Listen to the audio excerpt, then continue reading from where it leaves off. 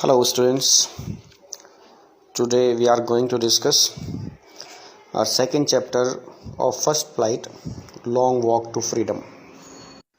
इस चैप्टर को करने से पहले सबसे पहले आपको पता होना चाहिए इसका बैकग्राउंड क्या है actually the chapter is based on the apartheid policy. Apartheid policy south Africa में थी. That means the discrimination on the basis of colour of the skin. मतलब दो तरीके के लोग, एक गोरे और एक काले. We have seen many time some negroes and some white people. तो था क्या साउथ अफ्रीका में, जो गोरे लोग थे वो काले लोगों पर राज करते थे. तो the black people were oppressed by the white people. For many centuries this thing had been going on. मतलब कि मोर देन 3 सेंचुरीज से ये प्रैक्टिस चल रही थी, जो कि गलत था. एक तरीके से उनकी जो फ्रीडम थी, जो उनके इमोशंस थे, जो उनके राइट्स थे, वो उन सब से जो ब्लैक पीपल थे उनको डिप्राइव रहना पड़ता था. लेकिन 1994 में नेल्सन मंडेला का नाम आपने सुना होगा,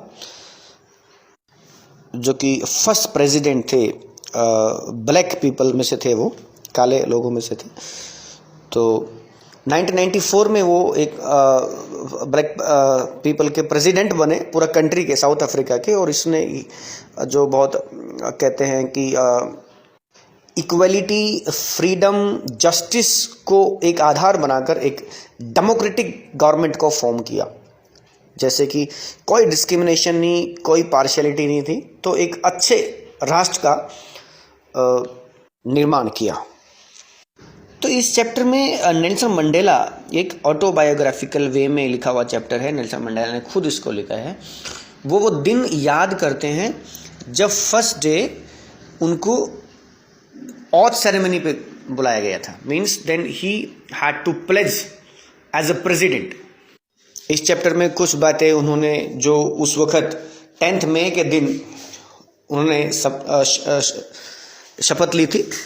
10 मई के दिन जो कुछ वर्ड्स लोगों को एड्रेस करते उन्होंने बोले, उसका भी कुछ पार्ट है. और कुछ जनरल जो उसने बताया कि कैसे कैसे he had to struggle throughout the life to bring this good change. तो नेल्सन मंडेला बताते हैं कि जिस दिन उनको शपथ लेनी थी, दिन बहुत ही ब्राइट, बहुत अच्छा सा दिन था. आसमान बिल्कुल क्लियर था और बहुत सारे अलग अलग good dignitaries from the different countries were gathered there. Inauguration के दिन, इनॉग्रेशन वही डे है जिस दिन उनको शपथ लेनी है. तो वहाँ पर बहुत सारे लोग जो थे, इंटरनेशनल लीडर्स जो थे, उस साउथ अफ्रीका की भूमि पर इकट्ठे हुए थे. और ये जो सेरेमनी थी, ये एक सैंडस्टोन का एम्पी थिएटर था. एम्पी थिएटर होता है कि एक बिल्डिंग होती है विदाउट रूफ, बहुत बड़ी सी, बहुत सारे सीटिंग अरेंजमेंट होता है वहाँ पे, उसको बोलते हैं. सैंडस्टोन की बनी हुई थी. वो एक रेतीला पत्थर होता है सैंडस्टोन, उसकी बनी हुई थी. और जिसका नाम था यूनियन बिल्डिंग्स इन प्रेटोरिया में थी वो. और जो कि बहुत सालों से, डिकेड से इस पे जो वाइट जो लोग थे वही गवर्नमेंट, एक तरीके से उनकी गवर्नमेंट रहती थी, उनकी सुपरमेसी रहती थी. लेकिन पहली बार साउथ अफ्रीका में एक नॉन रेशियल गवर्नमेंट, एक डेमोक्रेटिक गवर्नमेंट फॉर्म की गई नेल्सन मंडेला के अंडर. और आज वहाँ पर जो ब्लैक पीपल है उनको वो बिल्डिंग सौंपी गई है कि वहाँ पे वो अपनी सेरेमनी कर सके. Then Nelson Mandela recalls the day कि कैसे उस दिन उनकी बेटी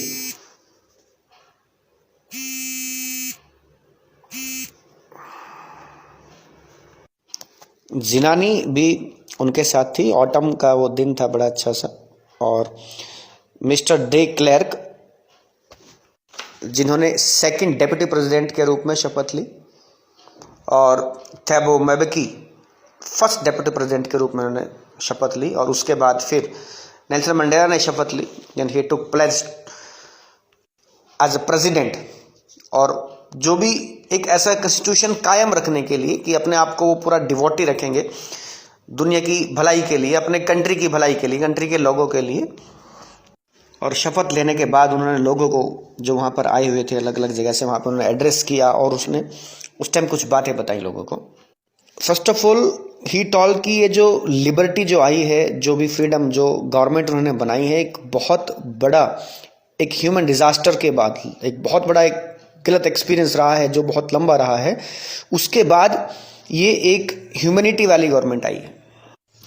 और उसके बाद वो बताता है कि बहुत टाइम पहले की बात नहीं है, बस थोड़ी से पहले ही हम जो थे समाज से आउटलॉज थे। आउटलॉज का मतलब समाज से अलग थलग कर देना, बहिष्कृत थे, जो चीज़ें उनकी फ्रीडम्स को डिप्राइव किया गया था। कि आज हमें मौका मिला है उस चीज़ का, आज हम उस चीज़ के लिए प्रिविलेज्ड हैं कि हम बाकी जो कंट्रीज़ के जो लोग आए हैं अपनी इस मिट्टी पर, साउथ अफ्रीका की भूमि पर जो है हम होस्ट कर सके लोगों को।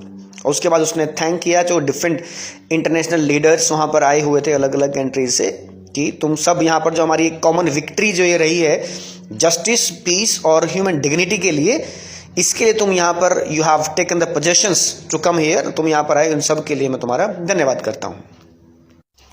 और उसके बाद वो लास्ट में कहते हैं कि कुल मिलाकर जो उन्होंने मेहनत की है तो they have achieve their political emancipation. Emancipation होता है कि कोई बॉन्डेज से हमको फ्रीडम मिल जाए, कि जो पॉलिटिकल बॉन्डेज था उनके ऊपर उनको बहुत सारी चीज़ों से डिप्राइव रखा जाता था, they were not free to do their own work with their own styles, मतलब कुल मिला के उनके साथ डिस्क्रिमिनेशन होता था।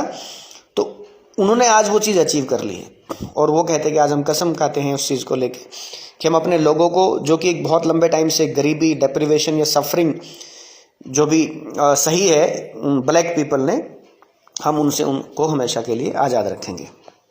और कभी भी वो कहते हैं कि कभी भी इस धरती पर जो पहले जिस तरीके का पहले अत्याचार हुआ है ऐसा अत्याचार कभी नहीं होगा। यानी कि अत्याचार मीन्स जो कि वाइट लोगों ने जैसे कि ब्लैक लोगों के ऊपर राज किया है, they are ruled over the white people, ruled over the black people.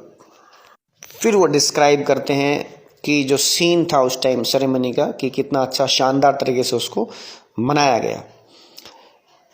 उसने देखा कि स्पेक्टेकुलर एरी के रूप में मतलब एक बड़ा शानदार सा डिस्प्ले रहता है या एक्टिविटी हम कह सकते हैं अफ्रीकन जेट्स की, जो हेलीकॉप्टर्स हैं या अफ्रीकन जेट्स जो एरोप्लेन्स वगैरह हैं, तो वो किस तरीके से उन्होंने बहुत अच्छा सा जो यूनियन बिल्डिंग थी जहाँ पर वो थे उनके ऊपर से एक अच्छी सी परफॉर्मेंस दी। तो वो खाली ये नहीं कह रहा है वो उस चीज़ को लेके कि भाई ये परफॉर्मेंस की ऐसी कोई छोटी मोटी पहले कोई चीज़ गलत की है उसको सही करने के लिए कोई हल्का सा शो ऑफ कोई चीज़ है, बल्कि वो कहता है कि एक तरीके से ये जो मिलिट्री की लॉयल्टी है डेमोक्रेसी के लिए, जो गवर्नमेंट फॉर्म हुई है अभी, उसके लिए उनकी वो लॉयल्टी का प्रतीक है। उस कंट्री के लिए, उसके डेमोक्रेसी के लिए वो फेथफुल रहेंगे हमेशा के लिए। उसके बाद फिर वो कुछ और ऑफिसर्स की बात करता है कि जो हाईएस्ट जनरल थे साउथ अफ्रीका के डिफेंस फोर्स के या पुलिस के, तो they were decorated with the ribbons and the medals. मतलब जैसे आप देखते हैं कि यूनिफॉर्म में होते हैं पूरे के पूरे, रिबन्स वगैरह होते हैं, मेडल्स वगैरह लगे होते हैं। तो कहते उन्होंने उसको सल्यूट किया आज, और उन्होंने भी लॉयल्टी के लिए प्लेज लिया। मतलब कि उन्होंने भी कहा भी हम भी इस कंट्री के लिए वफादार रहेंगे, उस चीज़ की उन्होंने शपथ ली और सल्यूट किया किसको? नेल्सन मंडेला को। और वो ये कहता है कि मैं वो बात भूला नहीं हूँ कि बहुत लंबा टाइम नहीं हुआ है उस चीज़ को कि जब यही लोग उसको अरेस्ट किया करते थे, न कि सल्यूट करते थे। तो एक तरीके से ये एक अच्छी अचीवमेंट रही है नेल्सन मंडेला के लिए। फिर एक और कोई डिस्प्ले, कोई एक्टिविटी उन्होंने दिखाया कि किस तरीके से जो साउथ अफ्रीकन फ्लैग के जो अलग अलग रंग हैं वो बनाए। कुछ जेट्स जैसे चलते हैं, आप देखते हैं जेट वगैरह चलते हैं, एरोप्लेन चलते हैं, तो पीछे एक स्मोक जो है वो ट्रेल करते हैं, छोड़ते रहते हैं। तो कई तरह का जो धुआं था उन्होंने छोड़ा, उस तरीके से एक और एक्टिविटी की गई। और फिर वो कहता है कि उसके बाद नेशनल एंथम्स, वहाँ पर 2 नेशनल एंथम्स सुनाए गए, एक वाइट्स के लिए था और दूसरा नेशनल एंथम जो था वो ब्लैक पीपल के लिए था। दोनों की वर्डिंग अलग अलग थे। वो कहते हैं कि दोनों को पता नहीं था कि भाई एक्चुअल में क्या वर्ड्स हैं इन ब्लैक जो एंथम्स हैं, नेशनल एंथम्स हैं, लेकिन वो कहते हैं कि कोई बात नहीं, आफ्टर सम टाइम दोनों के दोनों बहुत अच्छे से उनको लर्न कर लेंगे। मतलब कि एक तरीके से जो डिस्क्रिमिनेशन था वो ख़त्म हो गया है। फिर वो कहता है कि उसको कुछ इतिहास की बात ध्यान आती है और वो कहता है कि बहुत लंबी बात नहीं, सिर्फ फर्स्ट डिकेड में 20th सेंचुरी के बिगिनिंग में, यानी कि 1901, 2, 3, 4, 5 के आसपास की बात है कि जब एंग्लो बोर जब वॉर हुआ था तो उसमें क्या किया था, जो वाइट पीपल्स थे उन्होंने आपस में अपने जो भी डिस्प्यूट्स थे उनको तो पैचअप कर लिया, उनको जो भी ठीक कर लिया, और जो ब्लैक पीपल थे, जो ब्लैक डार्क कलर के स्किन के वाले जो लोग थे, उनके अगेंस्ट एक रेशियल डिस्क्रिमिनेशन उन्होंने खड़ा कर दिया। मतलब कि अपने आप जो वाइट लोग थे अपने आप में सेटिंग की, और उसके बाद जो ब्लैक पीपल था उनके अगेंस्ट उन्होंने जो थी ये कॉन्स्पिरेसी कह सकते हैं या डिस्क्रिमिनेशन एक खड़ा कर दिया उनके अगेंस्ट।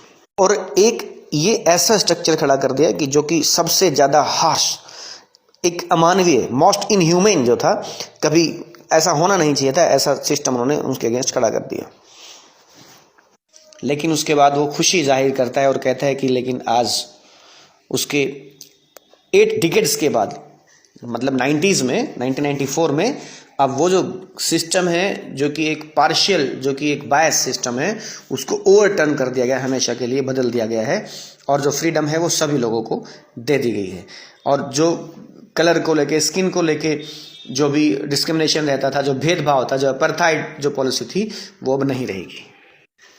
उसके बाद वो कहते हैं लेकिन ये फ्रीडम ऐसे ही नहीं मिली, उसके पीछे हजारों लोगों का सेक्रीफाइस रहा है, उनकी बहुत सारा उनको सफ़र करना पड़ा है, लेकिन उनका जो करेज था, उनका जो साहस था, उसको भुलाया नहीं जा सकता किसी भी कीमत पे। और वो कहता है कि जो आज मैं यहाँ पर प्रेसिडेंट हूँ, ये उस चीज़ का एक सम है, यानी कि जो बहुत सारे लोगों ने पहले भी एफर्ट्स किए हैं और कुल मिला के कलेक्टिव जो एफर्ट्स हुए हैं, उनका रिजल्ट आज निकल कर आया है कि हमने ऐसी एक नॉन रेशियल गवर्नमेंट, एक डेमोक्रेटिक गवर्नमेंट को फॉर्म किया है, बनाया है। तो बहुत सारे देशभक्त रहे हैं जो आज नहीं है, उस चीज़ के लिए थोड़ा सा वो फील करता है, उसको खेद भी होता है कि बड़ा दुख होता है मुझे कि आज मैं उन लोगों को थैंक नहीं कर पाया जो आज नहीं है, और जिन्होंने इस फ्रीडम के लिए अपनी लाइफ कुर्बान कर दी है। आज मैं कहना चाहता था कि देखो कि तुम्हारा सेक्रीफाइस, जो तुमने सेक्रीफाइस किया है, वो आज क्या रंग लेकर आ गया है। उसके बाद वो कहते हैं कि जो अपार्थाइड जो पॉलिसी रही है, जो रंग भेद की जो पॉलिसी रही है, कि बहुत गहरा और बहुत लंबे टाइम तक रहने वाला घाव इन लोगों को दिया है, जो कंट्री के जो लोग हैं, जो ब्लैक पीपल, उनको दिया है, और उसको भूलने में बहुत टाइम लग जाएगा।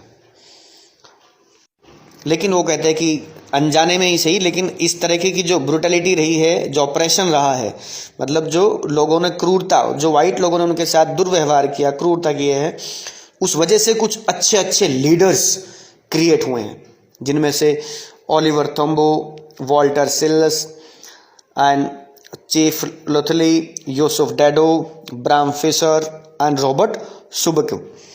तो उन जैसे लोग क्रिएट, देखो यहाँ पे समझो आप, जो ये टेक्स्ट अगर हम बात करें, द लगाया हर नाम से, हर नेम से पहले, द यूसुफ डैडूज, एस भी लगाया है, द वॉल्टर सिल्सस, तो ये कॉमन नाउन की तरह यूज हुआ है कि उन जैसे लोग, सपोज अब हम कॉमन नाउन क्या होता है, he is the Kapil Dev of our team, इसका मतलब क्या है कि वो कपिल देव नहीं है, द लगाया कि he is a good cricketer. तो यानी कि ये जो लोग हैं, जो ग्रेट पीपल हुए हैं, तो ऐसे ऐसे बहुत सारे लोग क्रिएट किए हैं उस तरीके के बिहेवियर ने। अगर इतना गलत बिहेवियर ना होता तो इतनी हिम्मत वाले लोग क्रिएट ना होते। उसके बाद वो कहते हैं कि शायद इसी तरीके का ऑपरेशन या इसी तरीके की गलत चीज़ें अगर होती हैं, तभी हाई लेवल के लीडर्स पैदा होते हैं। और दूसरी बात वो ये भी कहता है कि जो उसका कंट्री है साउथ अफ्रीका, वैसे तो जेम्स के लिए, मिनरल्स के लिए बहुत फेमस है, बहुत सारे रिच है उन सब चीज़ों के लिए वो, लेकिन सबसे बड़ी बात क्या है कि उसकी जो ग्रेट वेल्थ है वो उसके लोग हैं, बहुत सच्चे और अच्छे दिल के लोग हैं, जो प्योर डायमंड है उससे भी बेटर। और उसके बाद वो कहता है कि इन्हीं जो ये उसके फ्रेंड्स रहे हैं, जो साथी रहे हैं, जिन्होंने उसकी हेल्प की है, उन्होंने, नेल्सन मंडेला ने करेज का मतलब, साहस का मतलब सीखा है।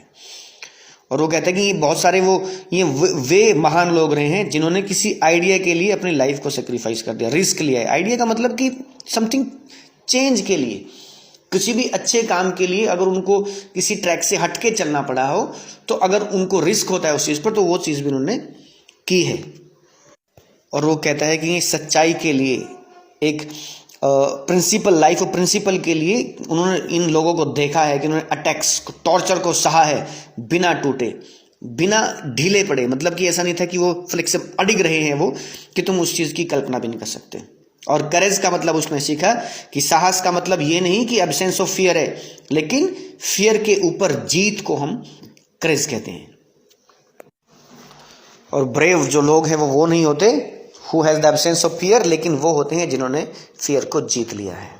उसके बाद वो कहते हैं इस दुनिया में कोई दूसरों को हेट करने के लिए जन्म नहीं लेता, कि किसी की स्किन अगर डिफरेंट कलर की है, या बैकग्राउंड को डिफरेंट है, या रिलीजन अलग है, धर्म अलग है, जाति अलग है, तो उससे हेट करें, उस चीज़ के लिए जन्म नहीं होता।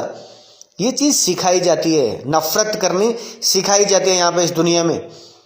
अगर नफरत करनी सिखाई जाती है तो प्यार करना भी सिखाया जाना चाहिए, और बल्कि ये और ज़्यादा बेटर है क्योंकि नेचुरली इंसान के हार्ट में जनरेट होता है।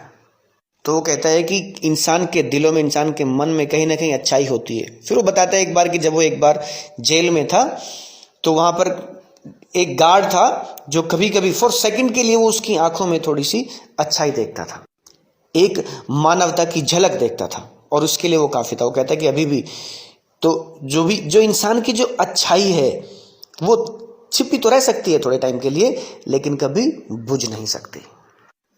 फिर वो डिस्क्राइब करता है ट्विन ऑब्लिगेशंस की बात से। बहुत इंपॉर्टेंट है ये ट्विन ऑब्लिगेशन का क्वेश्चन जो भी है, कि एक दो मेन कर्तव्य होते हैं इंसान के। एक होता है उसकी फैमिली के लिए, उसके पेरेंट्स के लिए, उसके वाइफ, चिल्ड्रन एंड अदर, और दूसरा कर्तव्य होता है उसके लोगों के लिए, उसकी कम्युनिटी, उसके कंट्री के लिए। मतलब एक हमारा दायित्व है अपने परिवार के लिए, जिसमें हमारे मम्मी पापा, हस्बैंड वाइफ, बच्चे इंक्लूड हैं, और दूसरा हमारा कंट्री के लिए जो भी हम देश के लिए करते हैं, हम अपने लोगों के लिए करते हैं। और हर इंसान इतना कैपेबल होता है कि दोनों के दोनों ऑब्लिगेशंस को फुलफिल कर पाए। लेकिन साउथ अफ्रीका में कुछ अलग था। साउथ अफ्रीका में जिस इंसान ने भी कोशिश की कि वो अपने लोगों को, जो उसका ऑब्लिगेशन अपने परिवार को हेल्प करने का, अगर उसने उसको फुलफिल करने की कोशिश की तो उसको अलग कर दिया जाता था, उसको पनिश किया जाता था, आइसोलेट कर दिया जाता था उसको। तो जो ब्लैक पीपल थे वो कहते थे उन लोगों के लिए इम्पॉसिबल था कि वो दोनों के दोनों ऑब्लिगेशन को फुलफिल कर पाए। बहुत बहुत इंपॉर्टेंट क्वेश्चन है, इसको आप जरूर नोट कर लेंगे। उसको पनिश किया जाता था, अल्टीमेटली वो परिवार से अलग हो, और एक तरीके से वो अलग हो जाता था, और उसके अंदर एक हल्की सी झलक रहती थी, रेबल वो विद्रोह की भावना उमड़ पड़ती थी उसके अंदर। उसके बाद बताते कि भाई शुरुआत में तो मैंने जो दो ऑब्लिगेशन में से जो फर्स्ट ऑब्लिगेशन है मेरी फैमिली का, उसको मैंने प्रायोरिटी पे रखा। सेकंड ऑब्लिगेशन जो मेरे कंट्री का है वो कहता है उसको मैंने इतनी प्रायोरिटी नहीं दी। लेकिन जब मैं फर्स्ट ऑब्लिगेशन, मतलब कि जो मेरी ड्यूटीज़ थी as a father, as a son, as a brother, अपनी फैमिली की चीज़ों को फुलफिल करने की, तो मैंने देखा कि मैं फ्री नहीं हूँ ये सब चीज़ें करने के लिए। तब उसको बहुत दुख हुआ, और तब उसने डिसाइड किया कि अब तो फ्रीडम बहुत ज़रूरी है। बहुत इंपॉर्टेंट वो लाइन बोलता है कि I was not born with a hunger to be free, but he needed freedom. Freedom, जो जनरल फ्रीडम हर किसी को मिलनी चाहिए कि अपने खेतों में, अपनी मदर्स के घर के यहाँ वहाँ घूम सके, नदी वगैरह, झरना वगैरह में वो तैर सके, अपने गांव की गलियों में वो घूम सके। और जो मक्की को जो है वो मिलीज होता है, जो हम ये कॉर्न होता है इसको बोलते हैं, मक्का होती है जो, उसको बोलते हैं, उसको रोस्ट कर सके, एंजॉय कर सके। और वो जो बैल्स होते हैं, बुल्स बोलते हैं, बैल बलद जिससे हम खेत जोतते हैं, उनकी वो सवारी कर सके। तो ये छोटी छोटी चीज़ें वो एंजॉय करना चाहता था कि मैं नहीं चाहता इनमें कोई इंटरप्शन हो। उसके बाद वो कहते हैं कि जब तक मैं अपने पापा की बात को मानता रहा और जो रीति रिवाज थे उसकी ट्राइब के, उसकी जाति के, उनको फॉलो करता रहा, तब तक कब कोई प्रॉब्लम नहीं हुई। प्रॉब्लम क्यों नहीं हुई? क्योंकि जिस तरीके से वाइट लोगों ने जो भी रूल्स सेट करके रखे थे ब्लैक लोगों के लिए, उनकी जो जाति थी, जो ब्लैक लोग थे बेचारे, वो उसको फॉलो करते थे। अब वो भी जैसे उसके पापा ने बताया उसको फॉलो करता रहा, जो उनके लिए बनाया गया है। तो फिर प्रॉब्लम थोड़ी ना होगी। प्रॉब्लम तो तब होगी जब हम जस्टिस के लिए डिमांड करेंगे। और धीरे धीरे जब उसको पता चला कि मेरी जो फ्रीडम है वो तो एक भ्रम है, इल्यूजन है, और सभी लोग ऐसे ही हैं, सभी जो लोग हैं उनसे फ्रीडम ऑलरेडी ली जा चुकी है, मतलब कि दे आर नॉट फ्री। उसकी जाति के जितने लोग हैं वो फ्री नहीं है अपने काम करने के लिए, और वो कहता है कि मैं खुद भी फ्री नहीं हूँ। तब वो कहता है कि जो मेरी हंगर है फ्रीडम के लिए वो शुरू हो गई। अब मुझे किसी भी कीमत पर फ्रीडम चाहिए थी। और वो कहता है कि भाई शुरू में मुझे एज ए स्टूडेंट की फ्रीडम अगर हम बात करूँ, सिर्फ वो था कि भाई ट्रांजिटरी फ्रीडम्स की वो बात करता है कि उसको चाहिए थी कि मैं बाहर, अगर नाइट में बाहर रहना चाहूँ तो वहाँ रह सकूँ, जहाँ उसकी इच्छा हो वो वहाँ जा सके। और उसके बाद थोड़े से उसके मायने चेंज हुए फ्रीडम के, और उसने सोचा कि मैं एक ऑनरेबल फ्रीडम चाहिए उसको, कि वो अपनी जो उसका पोटेंशियल है, जो एनर्जी है, उसके हिसाब से वो जॉब वगैरह कर सके, शादी कर सके, परिवार के साथ रह सके। मतलब कोई भी उसकी फ्रीडम ऐसा नहीं है कि वो रिस्ट्रिक्टेड नहीं होनी चाहिए अननेसेसरीली, कि कुछ भी लॉ सेट कर दिया बेकार में, और उसको वो फ्रीडम चाहिए थी अपने परिवार के लिए, और जो एक्चुअल में एक ह्यूमन बीइंग को मिलनी चाहिए। लेकिन उसने धीरे धीरे रियलाइज किया कि भाई ये तो अकेला मैं नहीं, ये तो सभी इसी तरीके से रिस्ट्रिक्टेड हैं, कोई भी फ्री नहीं है, उसका ब्रदर, उसका सिस्टर, सारे के सारे जो भी लोग उसके जैसे थे, इनके जो ब्लैक पीपल थे, वो सारे के सारे वंचित थे फ्रीडम से, दे वर डिप्राइव्ड ऑफ द फ्रीडम। और तब उसने डिसाइड किया कि इस फ्रीडम को तो अचीव करना है, तब उसने अफ्रीकन नेशनल कांग्रेस को ज्वाइन किया। एक जो पार्टी, पॉलिटिकल पार्टी जैसे होती हैं, जैसे हमारा बीजेपी है, कांग्रेस है, एटसेट्रा, तो उसकी हंगर थी फ्रीडम के लिए, वो और बढ़ गई अपने लोगों के लिए कि अब तो मुझे फ्रीडम दिलानी है अपने सभी लोगों को। और ये एक उसकी चाह, ये डिजायर थी उस फ्रीडम की कि जो उसके लोग हैं वो सम्मान के साथ, सेल्फ रिस्पेक्ट, डिग्निटी के साथ जी सकें। और उस वजह से उस इंसान को, जो थोड़ा सा डरा हुआ इंसान था, उसको बोल्ड बना दिया, और जो कि लॉ को मानने वाला इंसान था उसको क्रिमिनल बना दिया, और जो कि फैमिली को पसंद करने वाला इंसान था उसको मजबूर कर दिया कि एक साधु की तरह वो जीवन जी। मतलब these are some adverse circumstances जिनकी वजह से उसने अपना पूरा का पूरा बिहेवियर और करेक्टर चेंज कर लिया। अगेन ये इंपॉर्टेंट क्वेश्चन बनता है यहाँ पर कि क्या चेंज आया उसके लाइफ में जब उसने फाइट किया फ्रीडम के लिए। फिर उसने रियलाइज़ किया कि जो थोड़ी सी फ्रीडम, एक लिमिटेड फ्रीडम उसको मिली है, वो उसको भी एंजॉय नहीं कर पा रहा।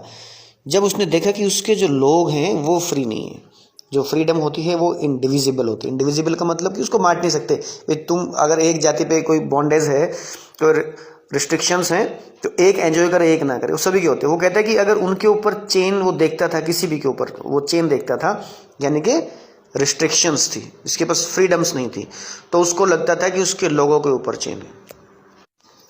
और वो लगता था कि जब उनके लोगों के ऊपर चेन है तो उसको फील होता था कि जो चेन्स हैं, जो रिस्ट्रिक्शंस हैं, ये मेरे ऊपर, यानी कि द चेन मीन्स ये सिंबलाइज है कि जो स्लेवरी, बॉन्डेज की जो रिस्ट्रिक्शंस हैं, जो बेड़ियां हैं, अगर अपने लोगों के ऊपर उसने फील किया तो लगता था कि भाई मैं भी बंधा हुआ हूं इन सब चीज़ों से। अब सबसे इंपॉर्टेंट बात उसने बताई कि जो ऑपरेसर है, ऑपरेसर का मतलब जो दमन करता है दूसरे को, जो टॉर्चर करता है, परेशान करता है, वो भी लिबरेट होना जरूरी है। ठीक उसी तरीके से जिस तरीके से एक ऑपरेसर और ऑपरेस दो चीजें, ऑपरेस्ड हुआ जिसके साथ अत्याचार हो रहा है, ऑपरेसर जो अत्याचार कर रहा है, यानी कि दोनों के दोनों फ्री नहीं है। ये बहुत इंपॉर्टेंट क्वेश्चन है, क्या कहना चाहता है, फ्री क्यों नहीं है?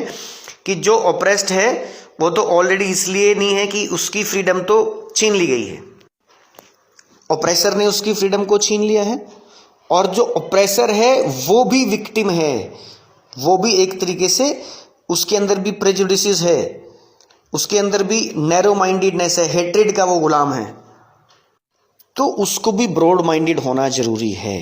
तो कहने का मतलब है कि जिस तरीके से एक ऑपरेस्ड फ्री नहीं है, इसी तरीके से ऑपरेसर भी फ्री नहीं है। तो दोनों ऑपरेसर और ऑपरेस्ड को फ्रीडम होनी चाहिए। बहुत बहुत इंपॉर्टेंट पॉइंट है लास्ट वन, इसको आप अच्छे से देखेंगे। Thank you, this is the end of the chapter.